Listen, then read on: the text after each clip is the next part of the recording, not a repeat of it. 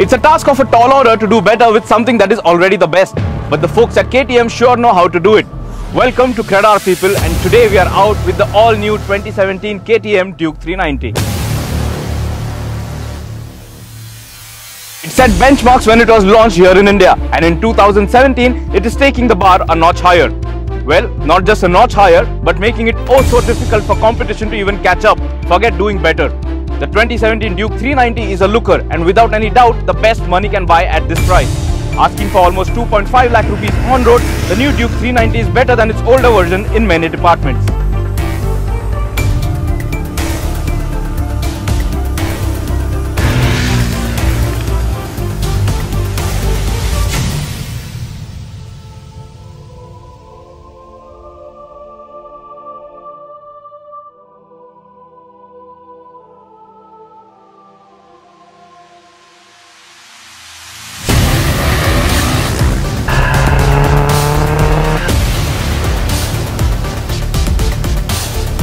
Just look at the motorcycle. Are there any second thoughts that this is one fantastic set of two wheels here in India? It looks radical in this new avatar and livery, and inspired from the Super Duke series, will guarantee you much more than just a second look out on the streets. Kept side by side with the older version, the new 2017 Duke 390 is not just a reworked motorcycle, but it is all new.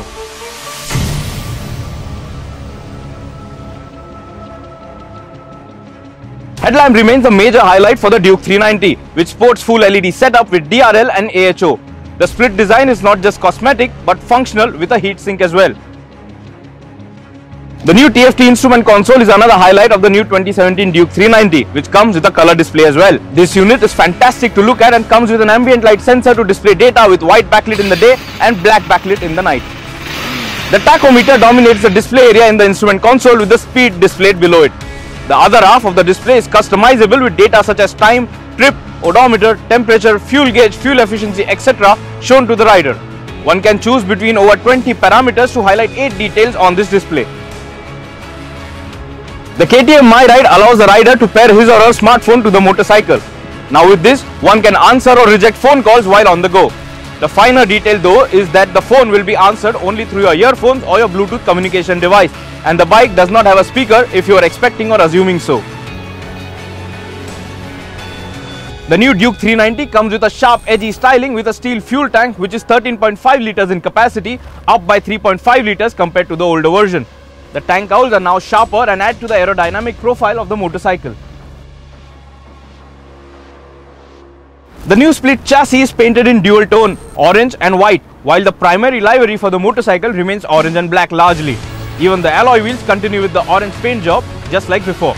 The seats of the new Duke 390 are wider and softer compared to the older model.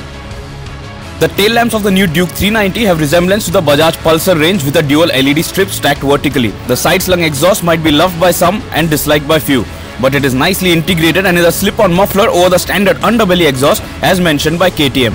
So the hardware almost remains the same like the older gen with this new end can with a few additions for better emission results.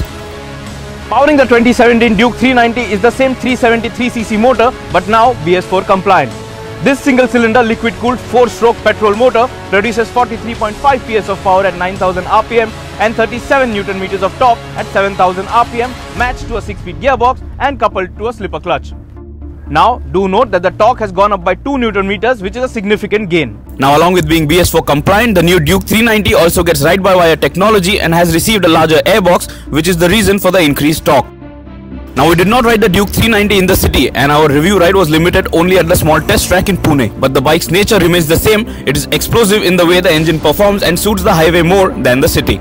With ride-by-wire technology, the throttle input is now much sharper, but power is delivered in linear fashion. Lower rev engine reactions remain nervous, suggesting that you need to downshift for better in-gear performance. The new bike is heavier, so the 0 to 100 km/h performance has taken a hit, but by a small margin.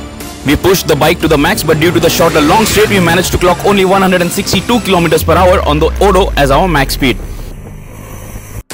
Also, not to forget the slipper clutch, which works beautifully, allowing you to attack corners much hotter than you would on a bike without it. KTM still offers a 43 mm diameter front upside down fork and a rear monoshock from WP. The change is that the new USD is now an open cartridge type and also has 8 mm of range to move the triple clamp on top, which can change the riding position to your liking. With an increased seat height of 820 mm, the new Duke 390 is a tall motorcycle. If you're on the shorter side, having both your feet flat on the ground would be a little difficult. But to make things easier, the seats of the 2017 version are wider and softer. Both the rider and pillion seat are noticeably more comfortable than before. The rider seat even has more room to slide a little behind when crouching on high speeds.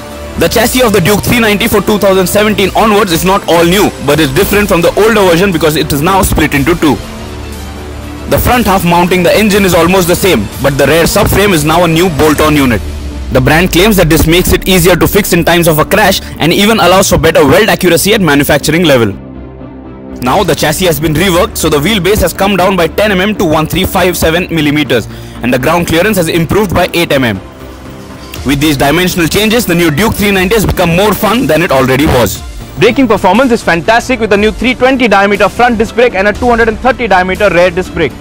There were no negatives we found while putting the ankles down on the new Duke 390. Coupled with sintered brake pads, braking performance has improved with slightly better feedback from the levers as well. ABS on the Duke 390 is switchable with 3 options now. Every time you turn the bike on, the ABS is activated default on the dual channel mode. You can later switch between completely deactivating it or by switching to Supermoto mode, which activates ABS only on the front wheel and the rear can slide around as you wish. The new Duke 390 comes with Metzeler tires, but this is a harder compound than before. Also, these radial tires have a lower speed rating than before. Not that it matters because it is still well above what the bike could manage. Why has this been done? Well, a 40% cheaper price tag. So what do we think about the new Duke 390? We want to buy it right away. There is nothing better you can buy for 2.5 lakhs here in India with so much performance, so many features and looks which are this good. The new Duke 390 in our books is easily a top pick in today's date. Competition, if any, is still way behind in schedule to hit the street, and you know that over here we are talking about the new BMW G310R. Stay tuned to the CredR channel for more two-wheeler content showcasing our style. Subscribe to the CredR channel, like, comment and share our videos along with letting us know what you think about the bikes we bring to you. Till next time, ride safe, ride hard and always wear a helmet.